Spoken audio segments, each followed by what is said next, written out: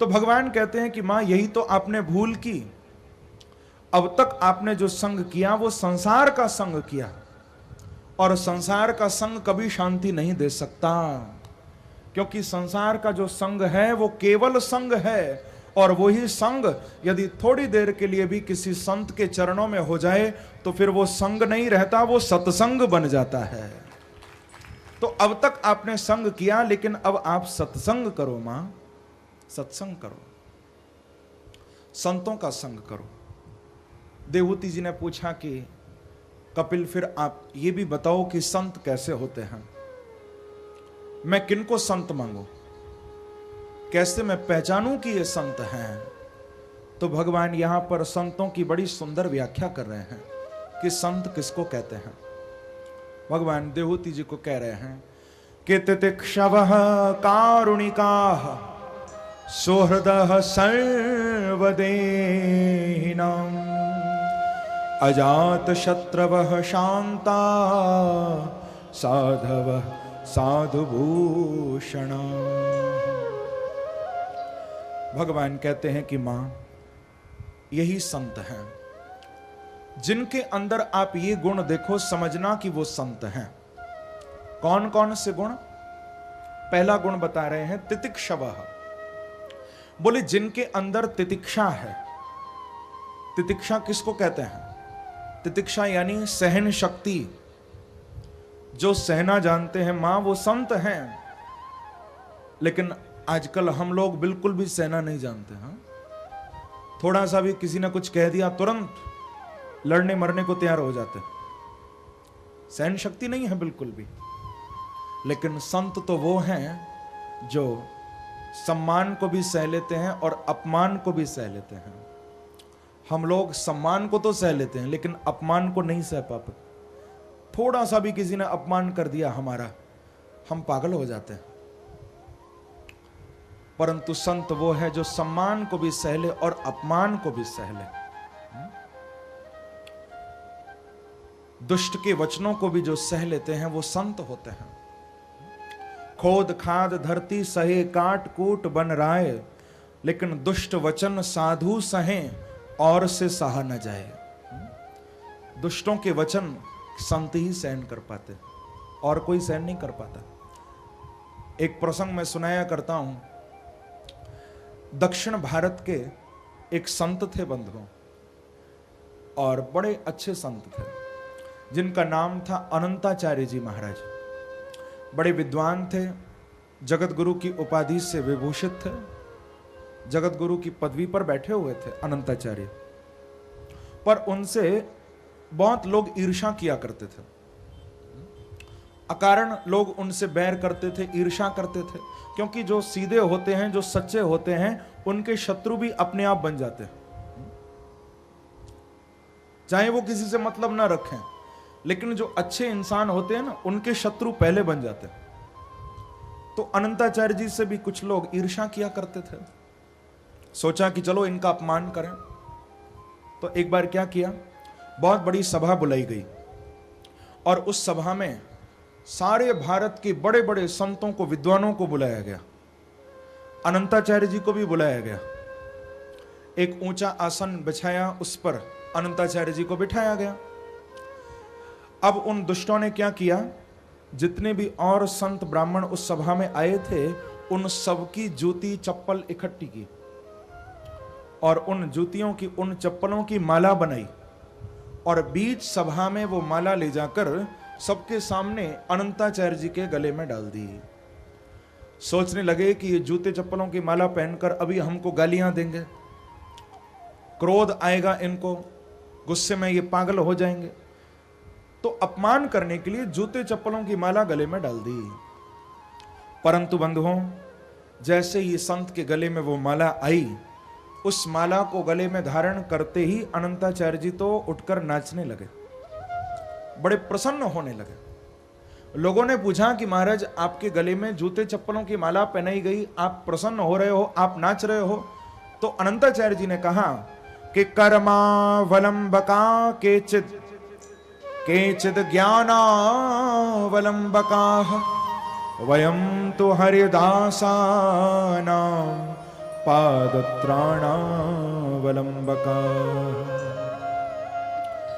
अनंताचार्य जी कहते हैं कि देखो भैया, इस संसार में कोई तो कर्म मार्ग का आश्रय लेके भवसागर से पार हो जाएगा, कोई इस संसार में भक्ति मार्ग का आश्रय लेकर भव से पार हो जाएगा, कोई ज्ञान मार्ग का आश्रय लेकर भव से पार हो जाएगा। लेकिन अब मुझे तो न कर्म मार्ग की आवश्यकता है, न भक्ति मार्ग की, न ज्ञान मार्ग की आवश्यकता है। क्यों? क्योंकि आज मेरे गले में संतों के जूते चप्पल आ गए हैं, मैं तो इनके सहारे ही भवसागर से पार हो जाऊंगा। वयम तु हरिदासा नाम पादत्राणावलंबका। अरे जिसके गले में संतों की चप्पल, संतों की जूतियां आ जाएं, उसको और करने की क्या जरूरत है? ऐसा तितिक्षु और कौन हो सकता है? अनंताचार्य जी के अंदर इतनी तितिक्षा, उस अपमान को भी स्वीकार किया, प्रसन्न होते हुए उस अपमान को सहन किया है। तो जो सहना जानते हैं वो संत हैं, कारुणिका है। केवल सहना नहीं जानते, सहने के बाद कृपा भी करना जानते हैं संत, वो दया भी करना जानते हैं। ये कथा बड़ी प्रसिद्ध है। एक संत नदी के किनारे खड़े होकर आचमन कर रहे थे, तो क्या देखा, एक बिच्छू पानी में बहता हुआ जा रहा था। अब संत की तो आदत है करुणा करने की, दया करने की। सोचा कि इस बिच्छू की मैं जान बचाऊं, कहीं ये मर न जाए, तो अंजलि में भर के उसे बाहर निकालने लगे पानी से। जैसे ही उसको अंजलि में लिया, झट उस बिच्छू ने संत को जोर से डंक मारा और उछलकर पानी में गिर गया। संत ने फिर अंजलि में उसको भरा, फिर बाहर निकालने की कोशिश की, उसने फिर डंक मारा, फिर वो पानी में गिर गया। ऐसा कई बार हुआ। संत की हथेली सारी खून से लथपथ हो गई। उसने बहुत बार डंक मारा, पूरा हाथ कट गया, लेकिन फिर भी उसको बार बार निकालने की कोशिश कर रहे हैं। एक व्यक्ति वहां खड़ा था, उसने कहा कि महाराज मुझे लगता है आप थोड़ा पागल हो, ये क्या करते हो बार बार? अरे ये बिच्छू आपको बार बार डंक मारता है, फिर भी इसको बचाने की कोशिश कर रहे हो, इसको मर जाने दो, क्यों बचाते हो? तो संत ने हाथ जोड़कर कहा कि भैया देखो, इस बिच्छू का तो स्वभाव ही डंक मारना है, ये डंक नहीं मारेगा तो और क्या करेगा? और मेरा तो स्वभाव ही जीवों पर दया करना है। तो जब ये अपने स्वभाव को नहीं छोड़ सकता, तो मैं अपने स्वभाव को कैसे छोड़ दूं? प्रेम से कहो श्री राधे। मेरा तो स्वभाव ही करुणा करना है, दया करना है।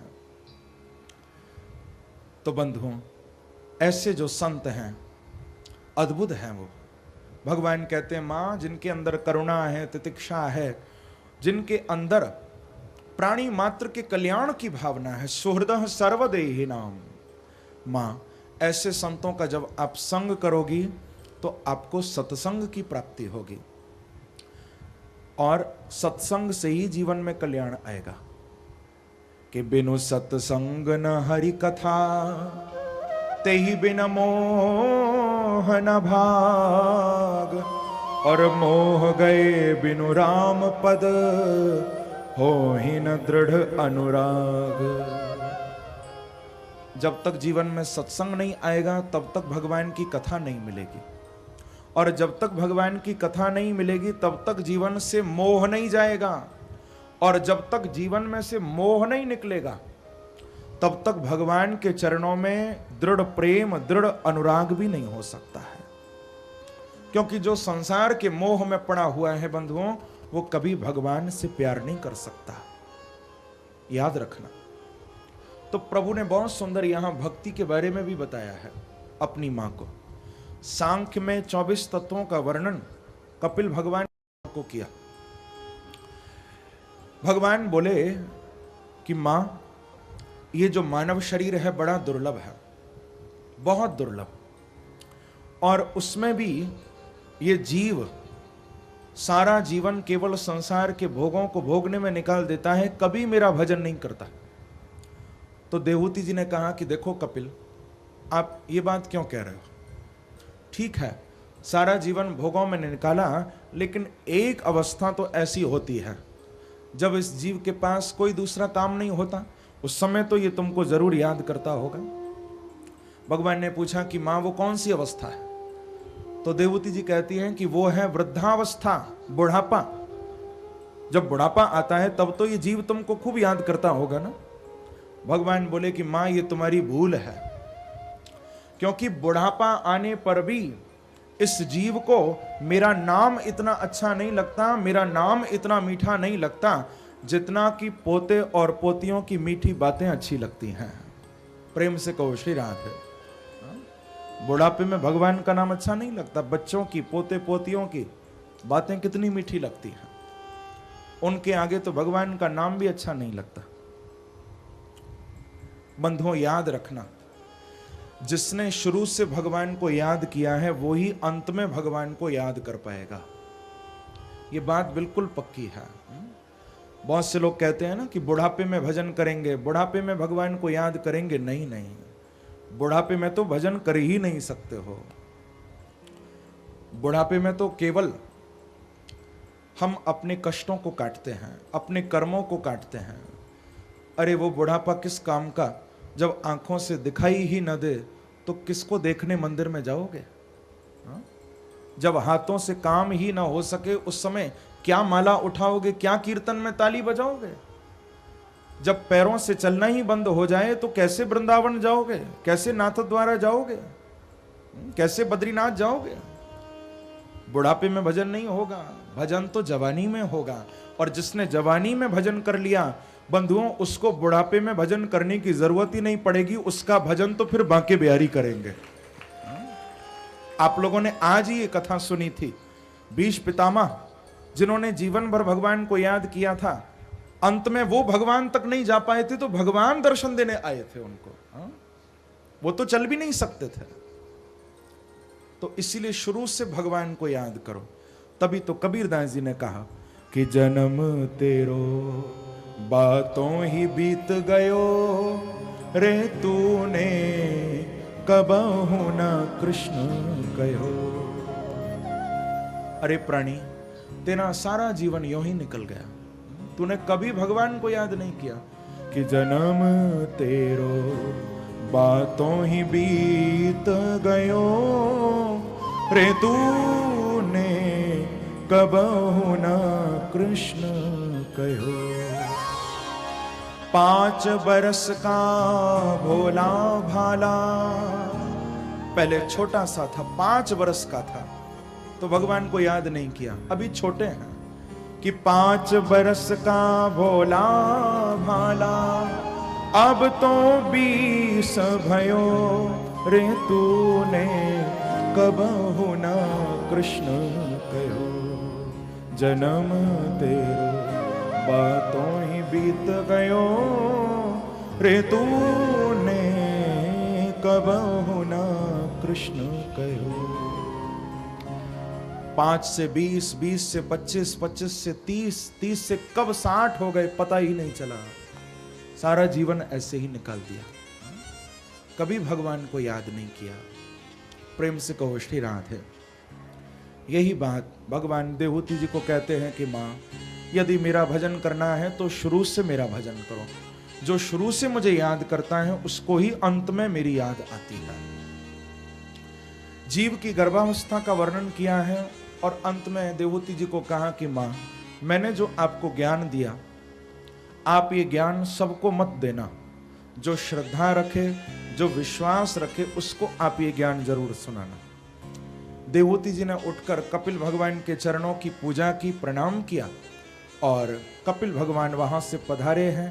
वहां से चलकर सीधे गंगा सागर जाकर विराजमान हुए हैं और आज भी गंगा सागर में साक्षात कपिल भगवान विराजमान हैं। बोलो कपिल देव भगवान की जय। यहीं पर भागवत के 3 स्कंद का विश्राम हुआ और 4th स्कंद यहां से प्रारंभ हो रहा है। श्री सुखदेव जी महाराज कहते हैं कि मनुस्तु शतरूपायाम 3 कन्यास जगिरे, आकुति देवहूतिश्च प्रसूति रीति विश्रुता। देवहूति का चरित्र तो आपने सुना, लेकिन मनु जी की जो आकुति नाम की बेटी थी, इनका विवाह रुचि प्रजापति के साथ हुआ था और इनके यहां भगवान यज्ञ बन के प्रकट हुए थे। बोलो यज्ञ भगवान की जय। यज्ञ रूप से भगवान ने अवतार लिया। लेकिन जो प्रसूति नाम की बेटी थी, सबसे छोटी, इन प्रसूति जी का विवाह श्री ब्रह्मा जी की प्रेरणा से श्री दक्ष प्रजापति के साथ किया था। प्रेम से कहो श्री राधे। सबसे छोटी बेटी प्रसूति का विवाह दक्ष के साथ किया और इनके यहां पर 16 बेटियों का, 16 कन्याओं का जन्म हुआ था। जिन 16 में सबसे छोटी थी, जिनका नाम था सती। यहां बड़ा सुंदर सती चरित्र भागवत में आया है, बहुत अद्भुत चरित्र है। ये सती जी सबसे छोटी थी। सती जी का विवाह श्री ब्रह्मा जी की प्रेरणा से दक्ष प्रजापति ने भगवान शिव के साथ किया था। अपनी छोटी बेटी सती भगवान शिव को दी। लेकिन परीक्षित जी ने यहां पूछा शुकदेव जी को कि गुरुदेव, ये दक्ष प्रजापति जिनके दामाद स्वयं भगवान शिव बने, कितना मीठा, कितना मधुर ये संबंध है ससुर और दामाद का। लेकिन मैंने ऐसा सुना है कि क्या एक बार भगवान शिव का दक्ष प्रजापति के साथ कुछ झगड़ा हुआ था? यदि ऐसा हुआ हो तो आप बताओ। तो इस संबंध में पूरा सुंदर सती चरित्र शुकदेव जी ने सुना है। कहते हैं कि देखो राजन, एक बार विश्व सृष्टाओं ने यज्ञ किया और जिस यज्ञ में बड़े बड़े देवी देवता पधारे थे, भगवान शिव भी आए थे, ब्रह्मा जी भी आए थे, इंद्र वरुण आदि देवता सब पधारे थे।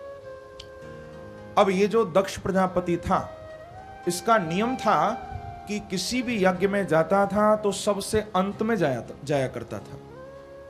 आप लोग पूछेंगे कि महाराज ऐसा क्यों? इसके पीछे एक कारण था। दक्ष प्रजापति सोचता था कि यदि मैं पहले जाऊंगा तो फिर जितने भी मेरे से पीछे आएंगे उन सबको मुझे आदर देना पड़ेगा, और यदि मैं अंत में जाऊंगा तो मेरे से पहले जितने भी वहां आए होंगे सब मुझे आदर देंगे। प्रेम से कहो श्री राधे। इसके अंदर सम्मान की बड़ी भूख थी। हर यज्ञ में, हर अनुष्ठान में अंत में जाता था और सब उठकर इसको प्रणाम करते थे, जय जयकार करते थे कि दक्ष प्रजापति आए हैं। तो इसका नियम था, अंत में जाया करता था। लेकिन याद रखना बंधुओं, जो सम्मान का भूखा होगा एक न एक दिन उसका अपमान भी जरूर होगा। जिसके अंदर सम्मान की भूख है उसका अपमान भी होता है। यदि आप चाहते हो कि आपको वास्तव में सम्मान मिले तो उसके लिए तुम पहले दूसरे को सम्मान देना सीखो। जब तुम दूसरे को आदर दोगे, जब तुम दूसरे को सम्मान दोगे तो तुमको बिना मांगे ही सम्मान मिलेगा, बिना मांगे ही आदर मिलेगा। लेकिन दक्ष प्रजापति बहुत सम्मान का भूखा था। आज अंत में उस सभा में पहुंचा, सब लोग उठकर स्वागत करने लगे कि दक्ष प्रजापति पधारे हैं, जय जयकार होने लगी। लेकिन केवल 2 लोग नहीं उठे, बाकी सब ने सम्मान दिया, आदर किया। लेकिन ब्रह्मा जी नहीं उठे और दूसरा भगवान शिव नहीं उठे। जब इस दक्ष ने ब्रह्मा जी की ओर देखा तो कहने लगा कि चलो कोई बात नहीं, ये तो मेरे पिता हैं। अब बेटा आता है तो पिता थोड़ी ना खड़ा होता है, कोई बात नहीं। लेकिन जब शिव की ओर देखा तो दक्ष को बड़ा क्रोध आ गया कि अच्छा, आज ये भी नहीं उठे। अरे ये तो मेरे दामाद हैं, मैं इनका ससुर हूं और दामाद तो बेटे की तरह होता है, लेकिन इन्होंने मुझे उठकर आदर नहीं दिया। बड़ा क्रोध आया दक्ष प्रजापति को। क्रोध बढ़ता ही गया, भगवान शिव को गालियां देना शुरू कर दी। प्रेम से कहो श्री राधे। बहुत अपशब्द भगवान शिव को इसने कहे। रुंड मुंडों की माला पहनते हैं, चिता की भस्म लगाते हैं, प्रेतों का संग करते हैं, खूब अपशब्द कहे। लेकिन भगवान शिव कुछ भी नहीं बोले, चुपचाप बैठे रहे भगवान शिव। इतना क्रोध बढ़ गया दक्ष का कि अंत में भगवान शिव को शाप भी दे डाला कि अयम तो देव यजना इंद्र पिंद्रा दिविर्भवः सहभागम न लभताम देवैर्देव गणाधमः।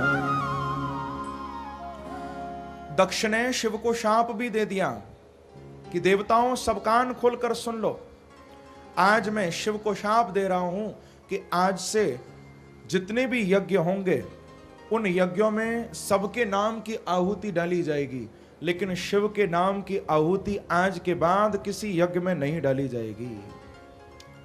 किसी भी यज्ञ में अब शिव को स्थान नहीं मिलेगा। आज इन्होंने मुझे उठकर आदर नहीं दिया, सम्मान नहीं किया मेरा, भगवान शिव को शाप दे दिया। अब तो महाराज बड़ा दक्ष का क्रोध बढ़ने लगा। भगवान शिव कुछ नहीं बोले। आप देखो भागवत में इतना सीधे हैं भगवान शिव, एक शब्द भी दक्ष को नहीं कहा। बंधुओं, थोड़ा विचार करो, यदि आपने किसी को गाली दी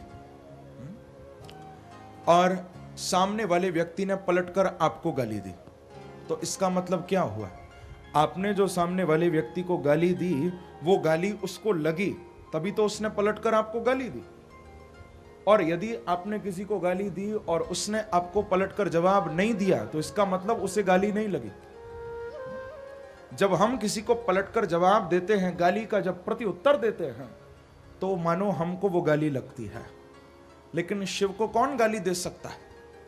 भगवान शिव ने भागवत में कोई जवाब नहीं दिया, कोई उत्तर नहीं दिया पलटकर, शांत भाव से बैठे रहे। क्योंकि भगवान शिव तो जानते थे कि आज ससुर जी ज्यादा ही नाराज हो रहे हैं, कहीं ऐसा ना हो हमको क्रोध ना आ जाए। क्योंकि शिव को जब क्रोध आएगा तो फिर सीधे तीसरी आंख खुलेगी, और तीसरा नेत्र खुला तो ससुर जी का गोविंदाय नमो नमः। फिर जब मैं घर जाऊंगा तो सती झगड़ा करेगी कि मेरे पिता को ही मारा है। तो भगवान शिव कुछ नहीं बोले, शांत बैठे थे। जब झगड़ा ज्यादा ही बढ़ने लगा तो भगवान शिव वहां से उठकर ही चले गए। देखो, ये सबसे अच्छी बात है। आप यदि कभी कहीं देखो कि माहौल बिगड़ने वाला है, झगड़ा शुरू होने वाला है, तो भलाई इसी में है कि आप शांत भाव से वहां से चले जाओ।